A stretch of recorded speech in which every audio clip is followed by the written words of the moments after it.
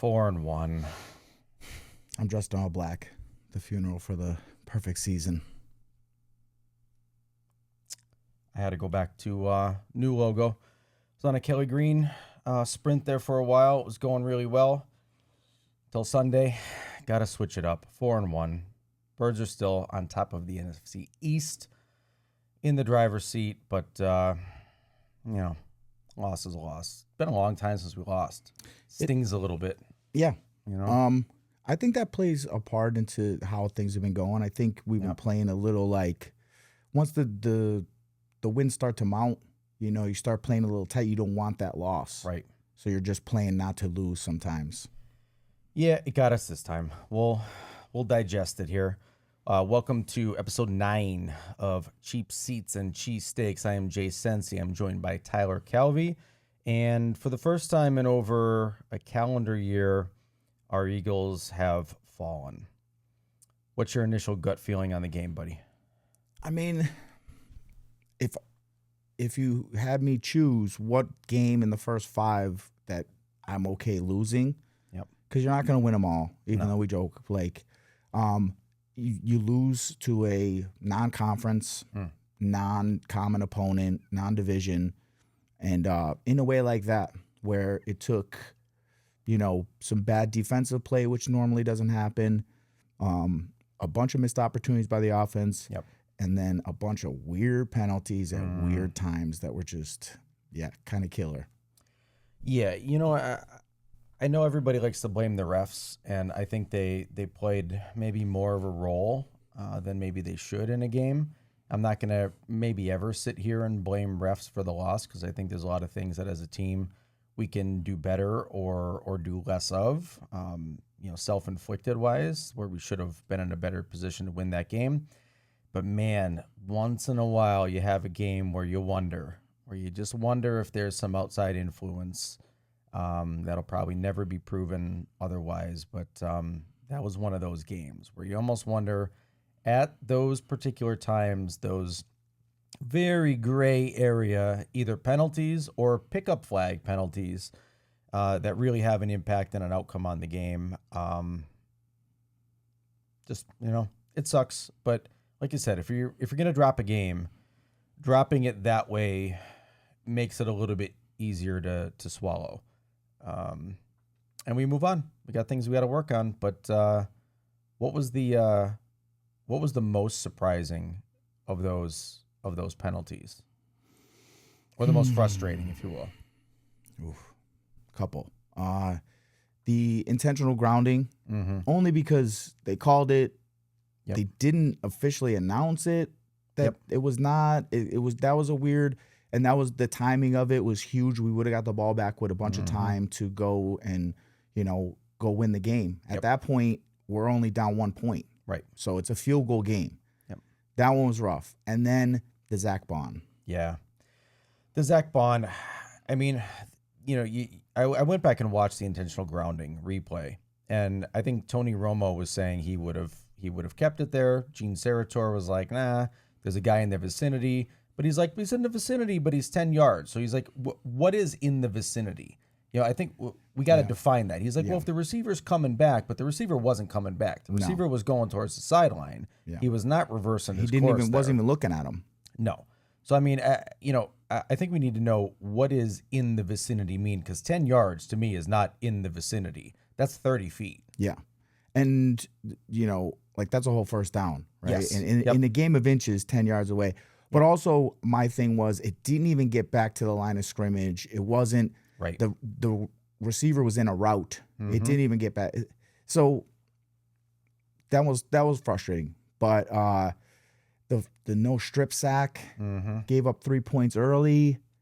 I don't know what a strip sack is. If that's not a strip sack, I mean, if you slow it down to the millimeter second, I guess you can say his arm was slightly going. But yeah, that's what they went on. But if you can't look at a play like that in like those terms, like you called it my thing is this: you called it a fumble on the field. Yep. So you need indisputable visual evidence to overturn a play, and I don't think there was that much visual evidence that was not a strip sack. The more you watch it, you go, no, he threw the ball with nothing in his hand. Right. There was nothing there. That was a great play defensively, early, keeping the crowd in it. Like, there was a lot of things that, just those plays like that. I mean, we can go down the list. I mean, the illegal shift was frustrating. Yep. Is Saquon not set?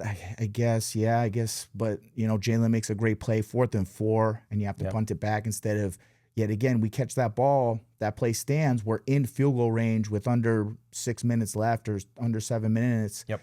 And we're down 1. Now we get to play, run some clock, score a touchdown, put some pressure back on them. I don't know. There was a lot I liked in this offense.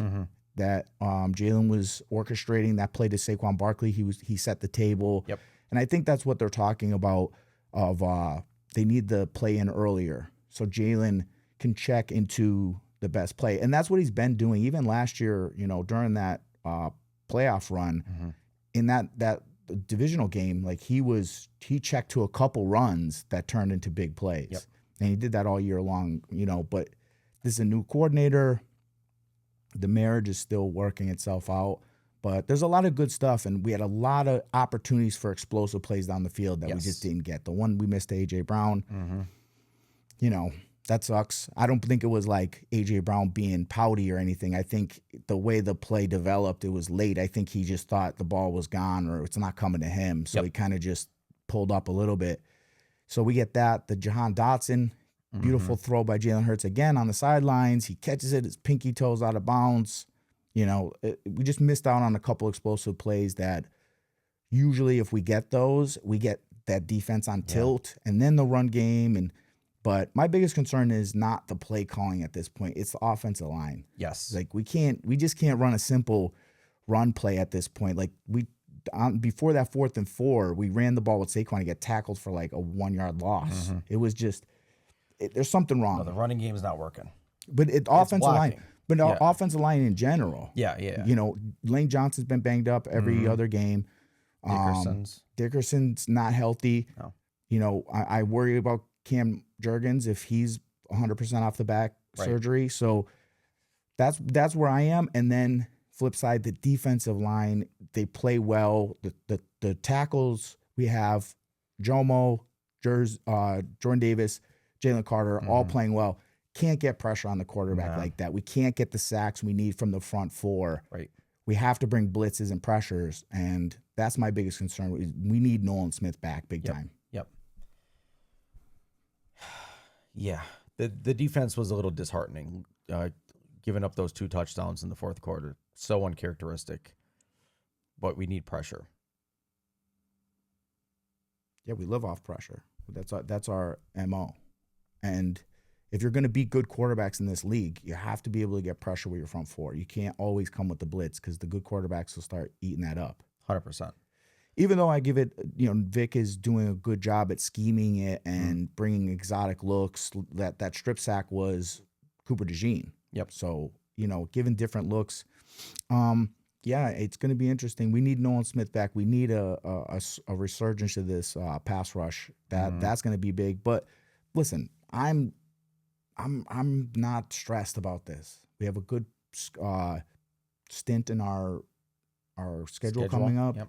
You got Giants, Minnesota, Giants bye week. Yes. So really good chance to go into the bye 7-1. And if we're doing that, what are we talking about? Are we still talking about the offense? Are we still talking? Yeah. No, like you said, last year we were 2-2, ready to fire everybody. And here we are, people are getting their panties in a bunch over one close loss. It should, I think the reason people are upset is it was such a winnable game, right? I think that's what sits not so well with folks and fans is that, we had tons of opportunities. Should have been a pretty easy win. Wasn't, but it's not unlike us to drop one like this. Philadelphia characteristic is, we have a trap game once in a while. And if this was the trap game, so be it. There were some good things that came out of it, some things to work on. And we have, not that strong of a schedule going into the bye.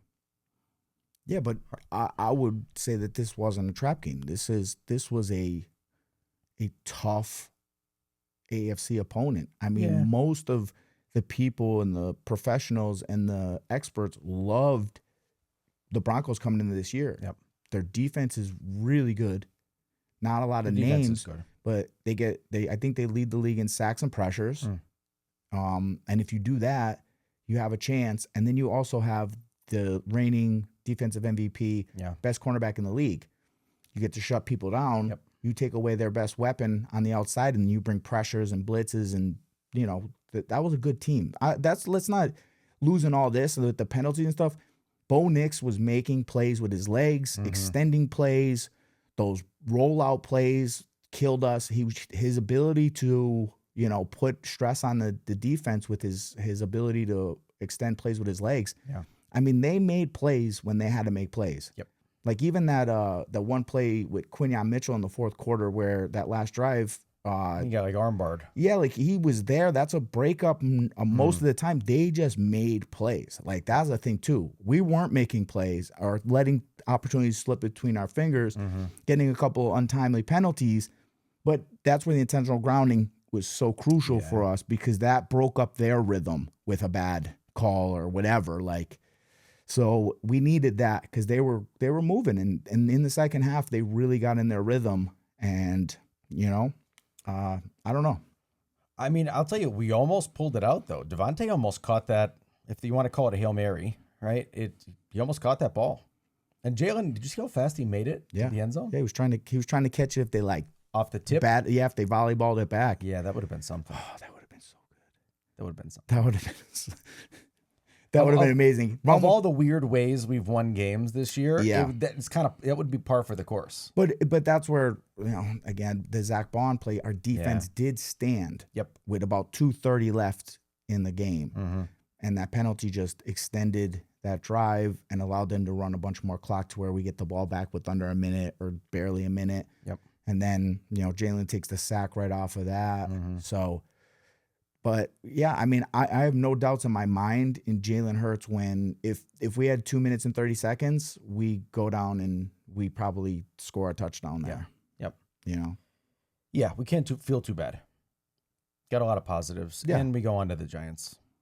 I did read this morning that Jalen, Saquon, and AJ apparently had a very long discussion. There's no details released, but I don't know if that was a mediation type meeting organized by Saquon, but hopefully they came out of that in a productive manner. Yeah, I don't know. Sitting in an office and saying kumbaya to each other. Honestly, at this point, I don't really care. Just figure it out. You're professionals. Yep. Let's win a bunch of games. We'll deal with the crybaby stuff. But that sucks about football because it's such a brotherhood. If two leaders of a locker room are kind of split in how they view what's going on, right? That could mess things up.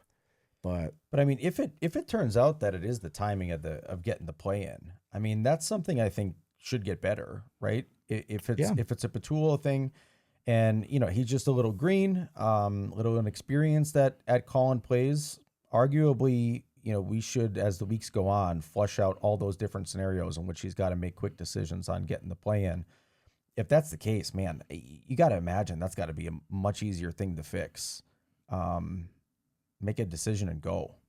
And if it's bad, if Jalen sees something in the defense where that play is less likely to succeed, the guy's smart enough to change it. But get them out of the huddle faster, maybe.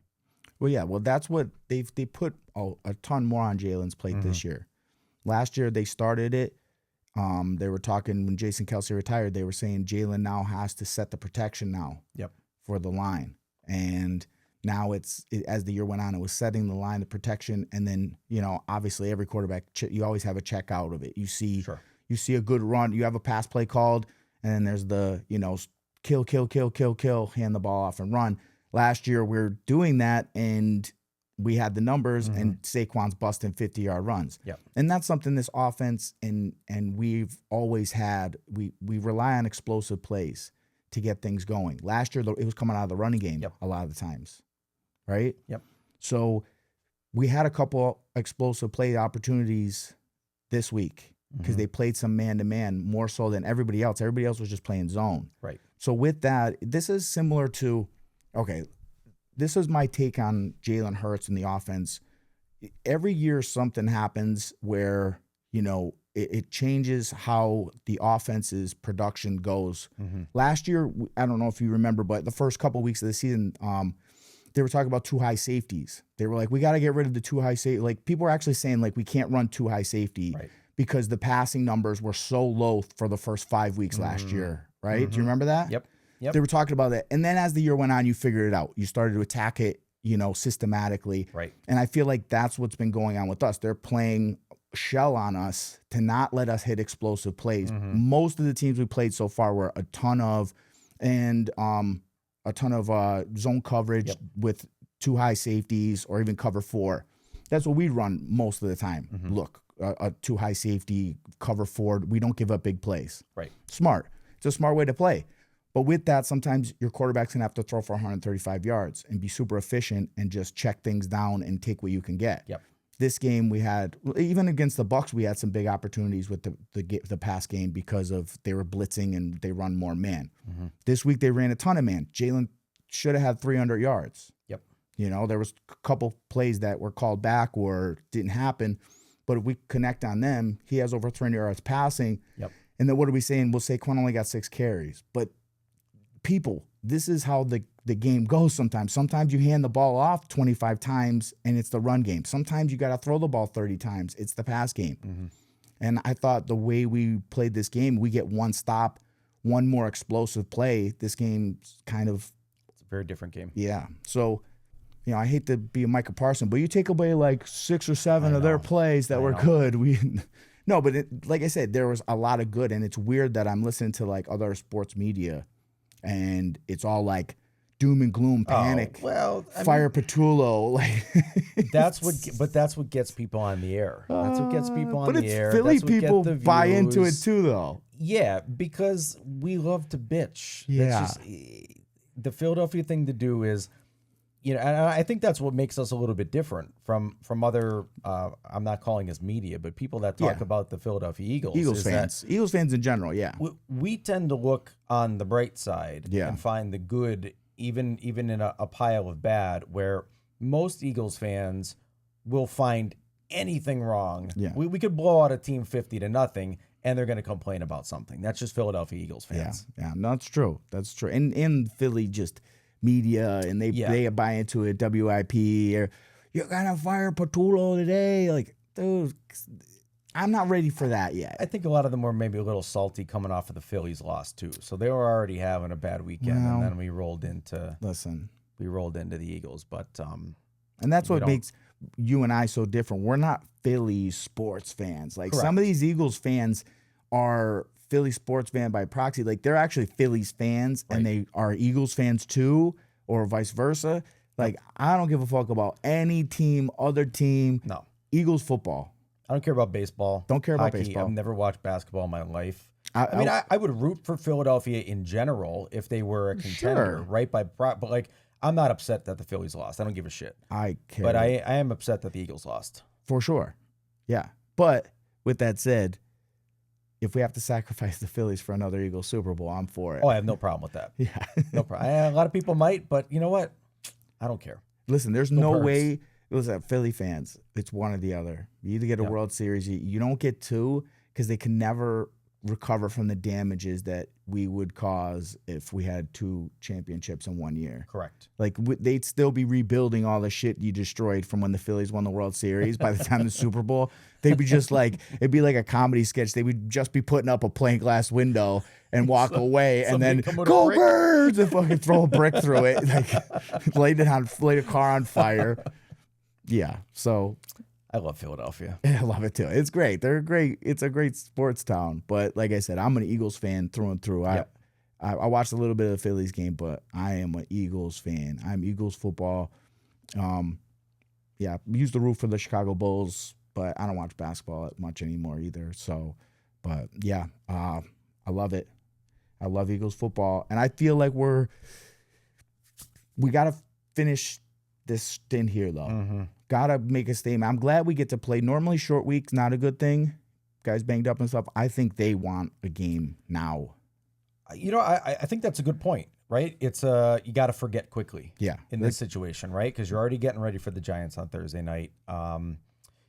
There's a lot of talk about, why we lost the game, whose fault it is, this and that. Was it the refs? Was it Jalen? Was it AJ pulling up on the route? There's not really enough time for them to sit and dwell on it. They got to get ready for Thursday night. So I think, the timing of the loss maybe was fine, given that we're going to roll right into Thursday night and they're already getting ready for that game. Let's go. Let's fail quick and forget quick. Yeah, I mean, I'm glad we have a Thursday game. Yeah. Normally, like a short week, I don't care. I want to get back. I want them to get back on the field because I think, we're going to get this right and moving forward. And it's going to feel like week 5 last year when we were all overreacting over nothing. Yeah. To a degree. Hope so. Because here's the thing. The first 4 weeks of last year, 5 weeks, we were not saying Kellen Moore is the greatest offensive coordinator of all time. No, not at all. It's so weird how We're mad at everybody. Yeah, we were mad at the play calling. The play calling sucked. It was the same thing. And I just, whoever the script writers are for the NFL, every year they have to Eagles are great. And then it's one hiccup. They're like, well, actually, they're the worst team that's ever been. Yeah. Okay. And then there's internal turmoil. Always, yeah. Right. Anonymous source says. I wonder, and maybe it's because I just don't follow news from any other team, but I wonder, do other teams have these same issues? Do people talk about the Broncos or the Chargers having internal issues with players where they're unhappy, they're crying, or is it just always Philadelphia? Well, no, yeah. I mean, but even in the national spotlight, the Eagles are always talked about. It's Eagles, Cowboys, yep. LeBron James. LeBron James sneezed yesterday. That's how it is. Cowboys, is this the year? Jerry Jones, Micah Parsons, every single season. Yep. And then every year the Eagles are, the underdogs. And I love it that we've won 19 games in a row and we lose one to what I think is a very good team. I think the Broncos are a good team. The Broncos are, but the media is going to put us down in number 8 or 9 in the power rankings a bit because of one loss, right? Colin we went from 1 to 11. Yeah, Colin Cowherd can't wait. Yep.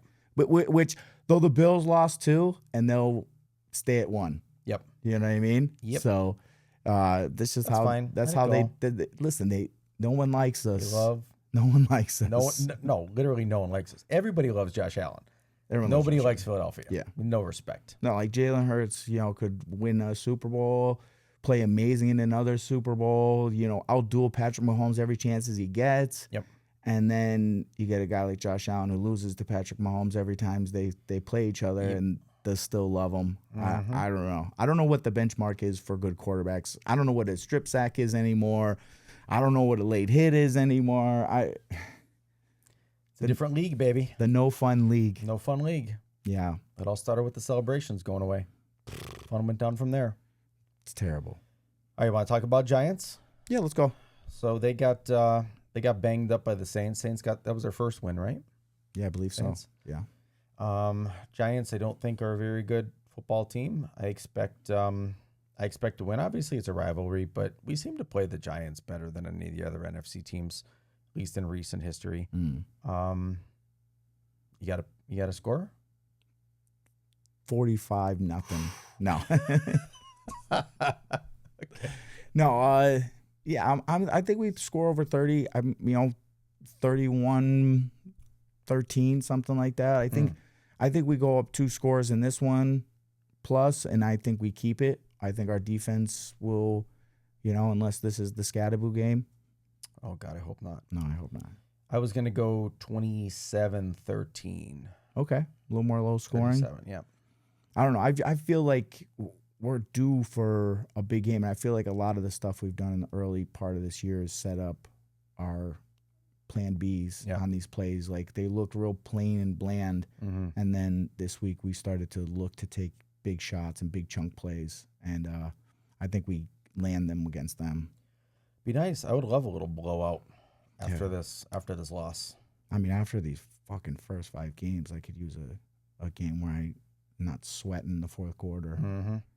I mean, even the Bucks game was like as much of a fucking walk away, run away game as you can fucking ask for. Well, we find a way to make it interesting, don't we? This one too. Mm-hmm. I mean, we just had one more. Yeah, but I think we land them against the Giants. I don't think they're well coached. I think they have a decent roster. They've improved a lot. Mm-hmm. I just don't think Dayball's the guy. I think he's like a good coordinator, not a great head coach. Right. I think they're hanging on a little too long with this Daboll experiment, and I don't think he's the quarterback whisperer, and I don't think they play for him at this point. Right. You know? I mean, it'd be nice to get a kind of a coast win and then have all that time off before Minnesota. For sure. And a possible our guys need Carson Wentz. Ooh, yeah. Possible Carson Wentz rematch. Carson Wentz versus Jalen Hurts. How about that? Poor guy had to watch both of his backups win a Super Bowl, and then he's going to have to face one of them. Yo, he legitimately had to watch it. Mm-hmm. Like he had front row seats for that. Jalen Hurts. Oh, yeah. He's the backup for the Chiefs. That'll be an interesting one. I hope he plays. I'll tell you what, he hasn't looked half bad though. No. In these couple games that he started. We'll see how it goes. It's in Minnesota, right? No. Is it home? I believe so. We'll have to check that, but I don't think I think it's in Minnesota because then we're home against the Giants the following week, and we don't have 2 home games in a row. So I think we're at Giants, at Minnesota. Oh, okay. No, back you're right. at home for the Giants. Yeah. Okay. We were home. We were home this week. Yep. Away. No.